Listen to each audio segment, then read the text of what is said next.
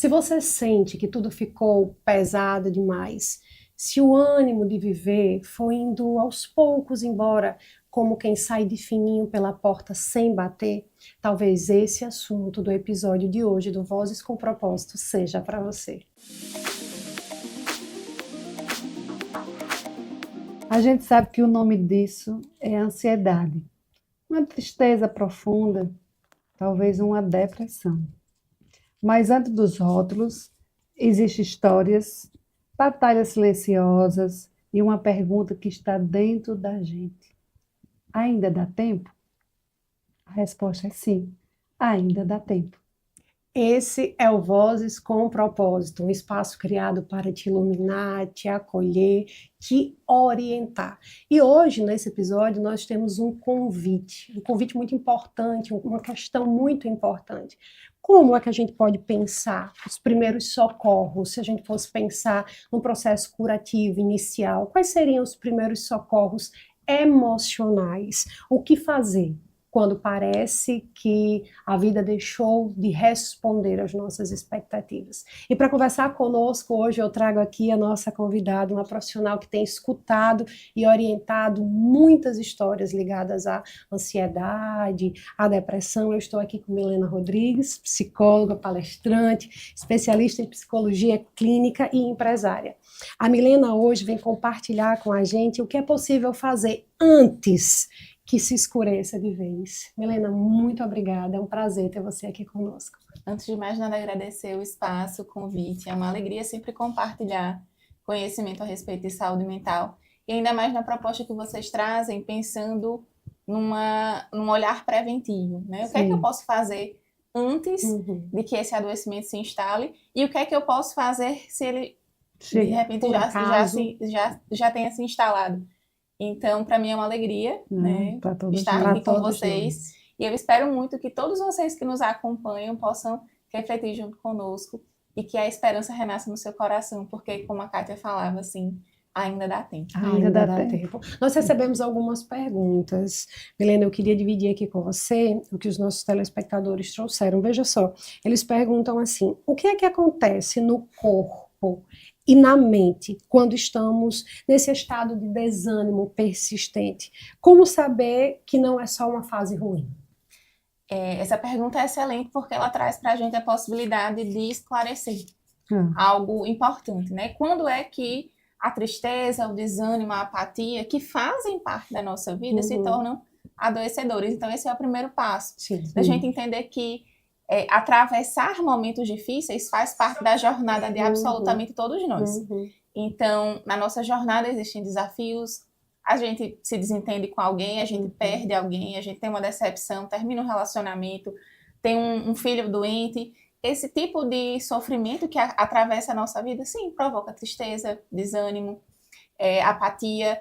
Então, faz parte. O primeiro sinal importante para a gente identificar é esse, né? Peraí, esse cenário que eu estou vivendo, ele é transitório, né? Faz parte desse momento, algo que eu estou atravessando, ou ele tem se tornado persistente, algo que me acompanha a cada novo dia, a cada amanhecer, digamos assim, entre aspas, uma fase que não passa. Então, esse é um primeiro sinal importante. E o que é que acontece no corpo e na mente? Nós somos um ser integral. A gente divide didaticamente para poder compreender melhor essas questões. Então, é importante a gente perceber que no corpo, normalmente as coisas vão para o extremo. A gente já não consegue ter esse balanço natural, né, da vida, essa oscilação que faz parte. Então, ou eu fico extremamente agitada, ou eu fico completamente letárgica, sem energia. As coisas se tornam lentas demais. Ou eu começo a ter uma falta de apetite tremenda, ou eu começo a desenvolver uma compulsão alimentar. Ou eu tenho muita dificuldade para dormir, né, insônia, pegar no sono, permanecer. Ou eu me torno alguém que tem uma hipersonia, né, que dorme demais. Então, no corpo a gente costuma perceber esses excessos. Né? Os meus pensamentos, ou eles são muito agitados, ou eles ficam assim, quase que inexistentes. É como se a gente morasse nas polaridades. Exatamente. Então, esse é um sinal interessante para nós percebermos no corpo. Aquilo que fica extremado. Né? E eu não consigo fazer essa transição natural do dia a dia. E em termos de mente, quando a gente fala nesse aspecto um pouco mais psíquico, normalmente também a gente percebe esses excessos. Então, o excesso do pensamento, que fica ali acelerado, o pensamento simultâneo. Eu tô sempre... E normalmente os pensamentos com conteúdos negativos. Né? Dificilmente uma pessoa que está atravessando um momento de ansiedade, de depressão, ela vai ter o pensamento, acordar, nossa, vai ser incrível, vai ser maravilhoso, vou dar conta de tudo, e vai se resolver. Normalmente, o pensamento tende a ser mais pessimista. Então, a nível psíquico, a gente percebe a perda da esperança. Né? Esse olhar, o futuro se torna algo extremamente angustiante. O presente se torna pesado demais, tudo é muito difícil. E o passado se torna, assim, algo que me provoca muita dor, uma carga, em que eu preciso estar sempre voltando para lá e, de alguma maneira, revivendo aquelas dores emocionais. Então, de uma maneira muito resumida, eu acho que esses principais sinais e sintomas, eles trazem para a gente o alerta. Entendi. De como é que eu estou a nível físico e a nível mental. Como eu iniciei falando, essas questões, elas acontecem na vida de todos nós. A questão é a intensidade e a proporcionalidade, né? Um acontecimento pequeno, ele deve desencadear em nós reações emocionais proporcionais. Mas se a qualquer mínima coisa eu já tenho uma reação emocional muito extrema, isso é um sinal de alerta para nós. Entendi. E o que você poderia nos dizer, Milena, por exemplo, para uma pessoa que está nos assistindo agora e que ela pode fazer isso sozinha, como é que você poderia orientar de forma prática nos primeiros dias em que ela percebe que ela está se aprofundando nesse sentimento, nesse momento difícil, para não deixar que isso a extravase? O que é que ela pode fazer? Qual a sua orientação? Então, se a gente vai notando que esse estado de ânimo, né, no corpo e na mente, está aparecendo, parece óbvio, mas a resposta que eu posso te dizer é: continue vivendo da melhor maneira que você puder. A gente precisa, isso é um desafio, porque normalmente a pessoa olha assim, ela fala, eu não consigo. Porque muitas vezes o meu querer e a minha ação, eles ficam incompatíveis, né? Eu quero uma coisa, mas eu não consigo. Sendo que o esforço precisa ser para manter. Então, de forma muito prática, a gente começar ordenando a nossa rotina, o nosso corpo. A nossa vida precisa de um ritmo. Então, normalmente, quando a gente está no meio de um adoecimento mental, e aqui tirando os rótulos e os diagnósticos, né? Eu estou passando por uma fase difícil, o que é que acontece? A nossa vida inteira vira uma bagunça. Então, absolutamente tudo fica desordenado. Então, a gente precisa começar a ordenar por algum lugar. E ordenar o corpo, ordenar a rotina, é um modo muito importante. Então, eu começar a ter uma hora para dormir, uma hora para acordar. Eu começar a dormir de noite e acordar de dia, né? Porque às vezes a pessoa começa a trocar o dia pela noite. Eu fazer as minhas refeições, procurar uma prática de atividade física. Eu ter um tempo para cada coisa, né? Então, se você de repente está em casa e a tua rotina é em casa, levantar, tomar um banho, escovar os dentes, trocar o pijama, né? Da pessoa assim, tomar um banho, de preferência gelado, aquele banho assim que acorda e que me recorda, eu tô vivo, né? Eu tô viva. Tomar um café, né? Ter essas práticas realmente que vão ordenando a nossa vida, porque isso nos ajuda a ir quebrando com o ritmo, porque se eu percebo que eu estou afundando, essa palavra é muito boa, porque a sensação que a pessoa tem é exatamente essa, né? Eu vou afundando. Eu preciso criar degraus que me tirem desse poço.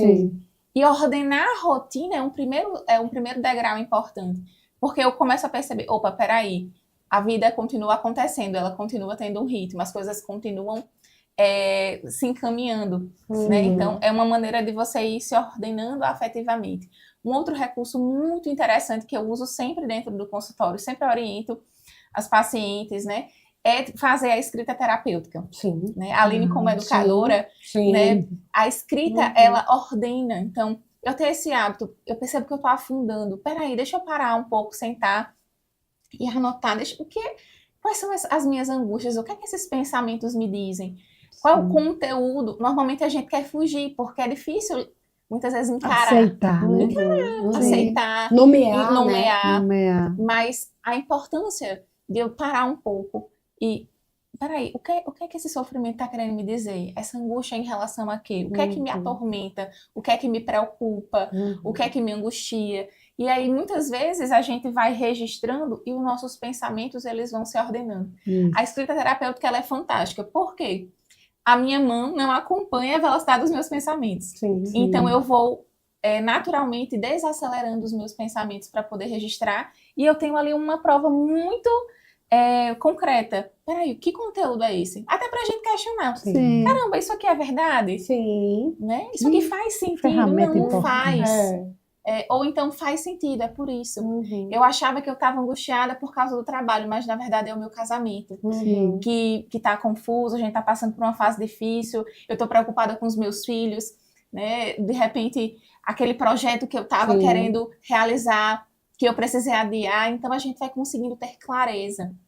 Clareza e consciência são ferramentas, são habilidades, né? São capacidades que transformam a saúde mental. Então, de modo muito prático, ordenar a rotina e a escrita terapêutica, acho que são duas ferramentas valiosíssimas. E é interessante a sua fala, não é, Cátia? Muito interessante pensar, porque assim, se a gente perceber, Milena está falando de necessidades básicas. Sim. Quando ela diz dormir mais, comer melhor, fazer atividade física, tomar banho, escovar o dente, você está falando das necessidades básicas, que quando nós estamos acometidos por um problema emocional, parece que isso se torna as mais afetadas. Uma coisa assim imensa e desafiante demais de realizar. É verdade. Não é interessante a gente pensar, eu estou falando de necessidades básicas do ser humano, e a doença mental, ela vai nos destituindo da nossa capacidade de ser humano. Exato. Não é incrível, né? É incrível isso. A escrita terapêutica funciona muito, é uma capacidade didática muito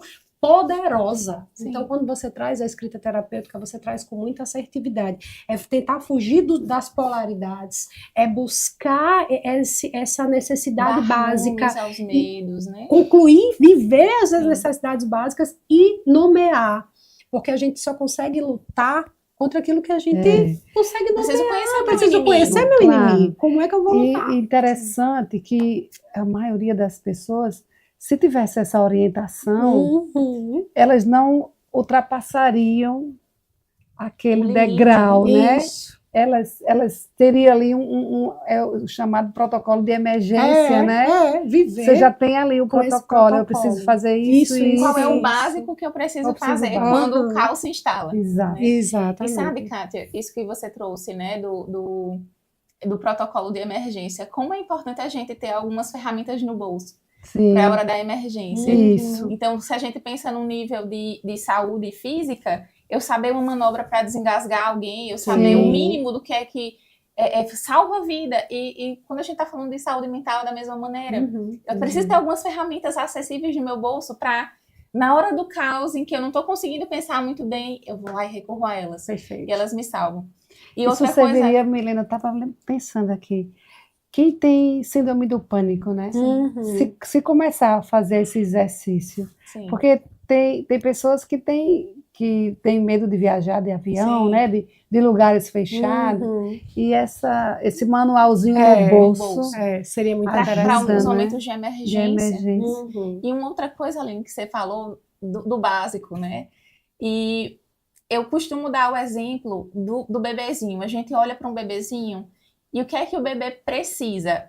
Que é consenso dentre os pediatras, os estudiosos do comportamento humano, do desenvolvimento infantil. Ele precisa de uma segurança mínima, primeiro no âmbito físico.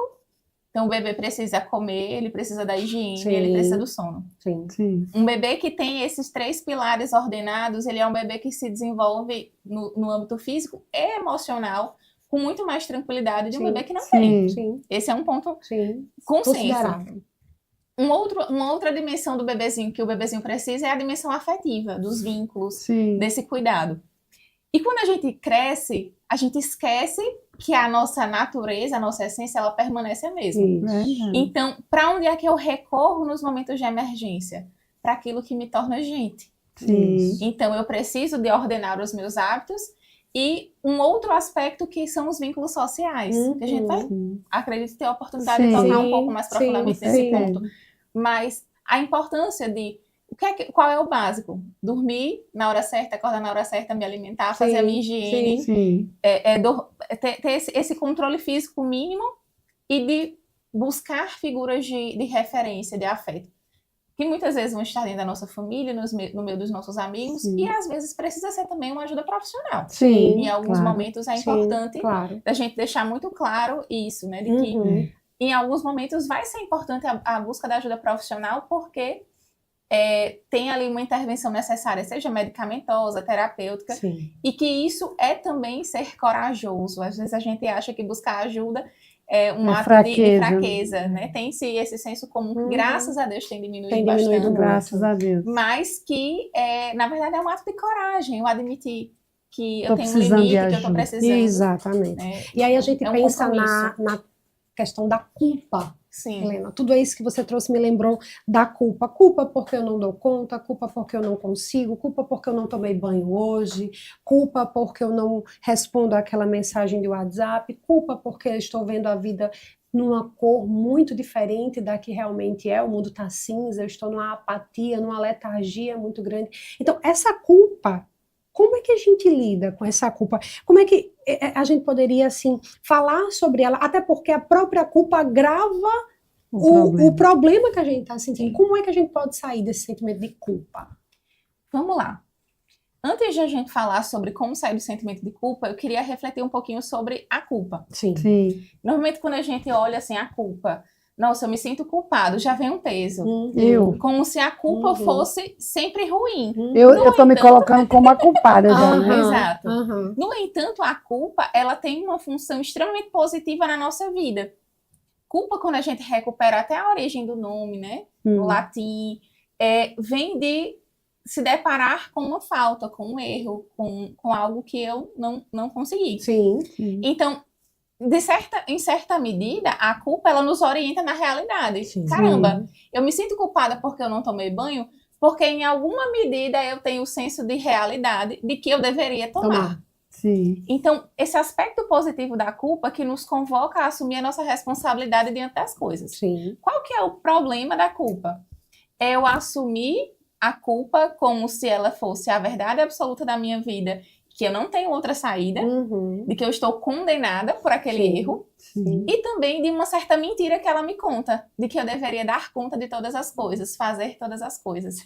A gente, às vezes, se enxerga como um super-homem, uma super-mulher, e aí se culpa por não dar conta. Então, acho que é importante fazer primeiro essa distinção. Então, essa culpa que a gente sente, caramba, eu errei. Isso aqui não deveria ser assim. Então, nossa, a partir dessa culpa eu posso me sentir, assim, convocada. Eu deveria viver de um outro jeito. Assumir a minha responsabilidade. Poxa, eu me sinto culpada como mãe porque eu passo pouco tempo com os meus filhos. É essa culpa que me convoca a olhar para isso e pensar... Como é que eu posso aproveitar melhor o tempo que eu tenho com os meus filhos, já que é um tempo mais curto do que eu gostaria? Então, essa culpa dessa... E quando a gente comete um erro também, essa contrição, né? De, caramba, não deveria ter feito isso, eu errei. Essa consciência que a culpa traz, ela é extremamente importante. Mas a gente não deve ficar aprisionada na culpa. Então, assim, se você de repente erra, Aline, e você fica se condenando por aquilo... A tua vida ela vai girar em torno daquele erro e não das possibilidades de reparar o erro ou de acertar num outro momento. Se de repente eu me deparo com um cenário em que eu estou me sentindo muito culpada, aí a gente precisa olhar de frente essa culpa. Qual é a primeira saída que a gente encontra diante dos momentos desafiadores? Fugir. Colocar tudo para debaixo do tapete. Coloca debaixo do tapete e finge depois eu resolvo. Depois eu resolvo. Ou até... as coisas se resolvem, eu não tô vendo, né? Igual em casa, quando a gente faz uma limpeza, eu não tô vendo a sujeira. Porque o coração não vê, né? Aquele armário não vê, o coração não sente. Um armário. Deixa lá, fecha. Deixa lá, fecha. Mas a gente precisa aprender a encarar. Quando a gente está falando de saúde mental, a gente está falando de autorresponsabilidade. Sim. A gente está falando de maturidade, a gente está falando de consciência. E como que eu gero consciência e maturidade sobre as coisas? Sim. Refletindo sobre elas. Sim. Se eu me sinto extremamente culpada, eu preciso parar e, inclusive, lançar a mão da escrita terapêutica, que a gente falou ainda agora, Sim. e fazer uma lista do que eu me sinto culpada. Porque o que essa culpa está querendo me dizer? Né? Eu sempre brinco com os pacientes no consultório. Eu estou muito ansiosa, O que a tua ansiedade está querendo te dizer? Porque enquanto a gente não para ouvir o que a ansiedade, o que a tristeza, o que a culpa diz, a gente não vai conseguir lidar com ela. É verdade. Exato. Então, eu preciso parar de fugir da culpa e encarar a culpa de frente.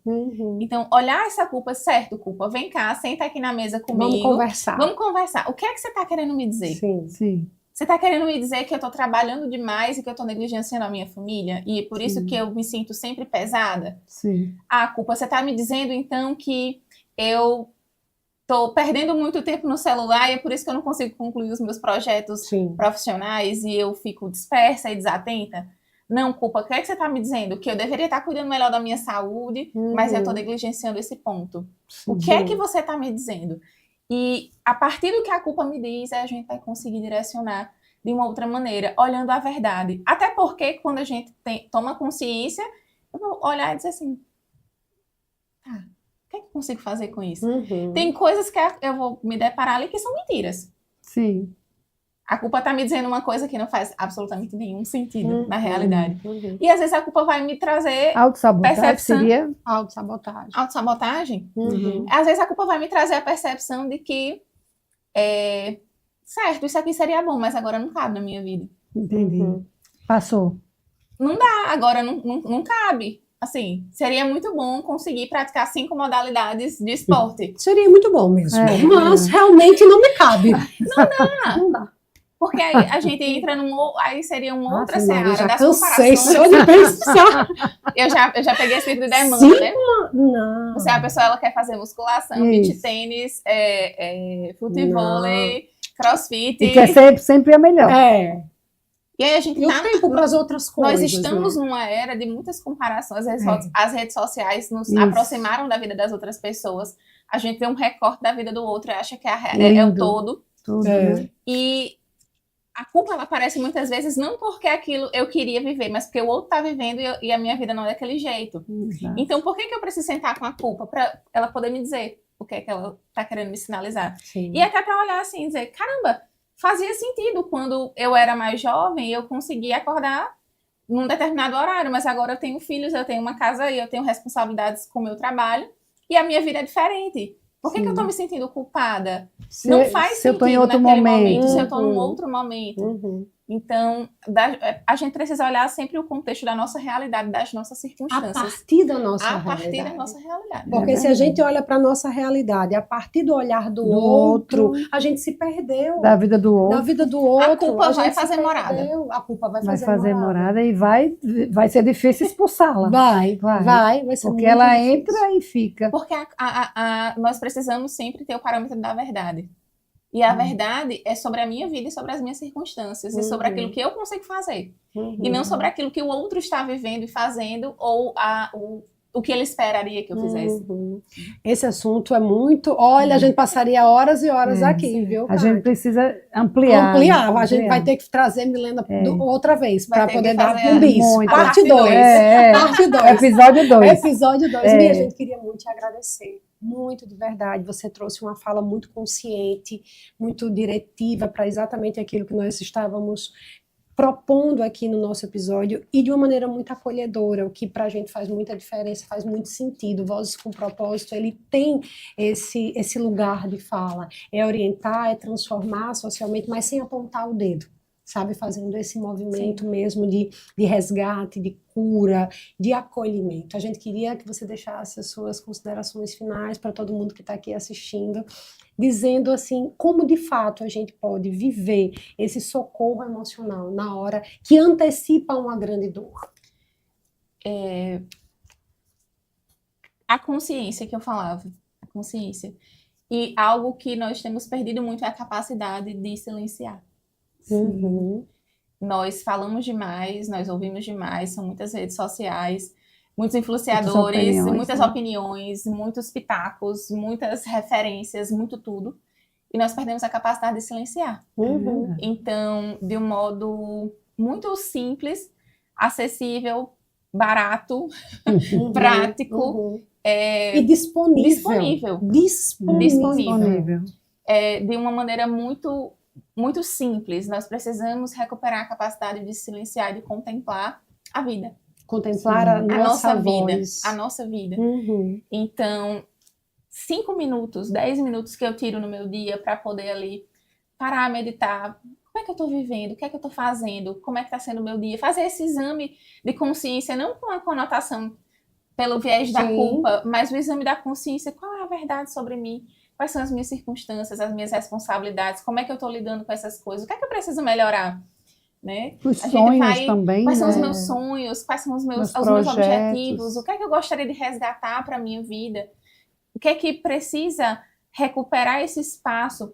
Às vezes, nós estamos tão sufocadas no meio de tanto barulho que começa aqui dentro, mas também fora, que nos inunda, e a gente se perde. Então, o silêncio é a ferramenta por excelência que nos orienta, porque se eu paro e silencio e medito e reflito sobre as coisas, eu vou perceber que muitas vezes eu vou precisar ali abrir mão de alguma coisa, de que eu vou precisar adiar um pouco aquele projeto, ou de que aquele outro que estava na gaveta vai precisar sair, de que eu vou precisar de ajuda, talvez, né? Recorrer a um familiar, recorrer ao meu esposo, à minha esposa, recorrer a um profissional.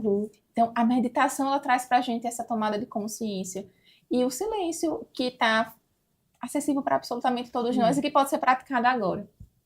Então, é democrático. É democrático porque está disponível para todos nós. Gratuito. Acessível. É algo que nos transforma. Porque eu começo a escutar o que é que meu coração está querendo me dizer. Né? O que é que essas angústias, o que é que esses sonhos querem me dizer. Porque na maioria das vezes nós não paramos para ouvir essas coisas. E a gente se desorienta e se perde. E aí as coisas perdem o sentido, o sabor, já não tem mais esperança na vida, né? Mas quando a gente para, faz esse movimento assim, deixa eu me ouvir, deixa eu refletir sobre as coisas, pensar, e não simplesmente sair agindo, atropelando as coisas e fazendo, e às vezes cansando, gastando a minha energia, colocando a minha força num lugar que não faz absolutamente sentido nenhum. Perfeito. Que é a minha vida. Obrigada, querida, de verdade. Que aula. Pois é, né, minha gente? O Vozes com Propósito não é só uma conversa. É um canal de transformação social, de acolhimento, de verdade, de conhecimento, de instrução. Se você está passando por algo parecido ou conhece alguém que precisa de uma orientação, nós temos uma equipe, um grupo de profissionais que pode orientar você.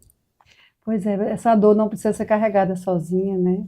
Temos uma equipe, amigos, esse canal disponível, uma profissional maravilhosa que esteve conosco, está conosco aqui, que aprendi tanto com você nesses poucos minutos, né? Para poder ajudar outras pessoas, né? E o nosso canal disponível, deixe seu contato, seu comentário, a gente entra em contato com vocês. E vamos começar de novo, né? Não tem nada perdido, dá tempo. Dá tempo. Dá tempo de começar, de recomeçar mais uma vez. Quantas forem necessárias. Quantas forem necessárias. Deus abençoe vocês e até o próximo episódio. Tchau, gente! Tchau. Obrigada, pessoal.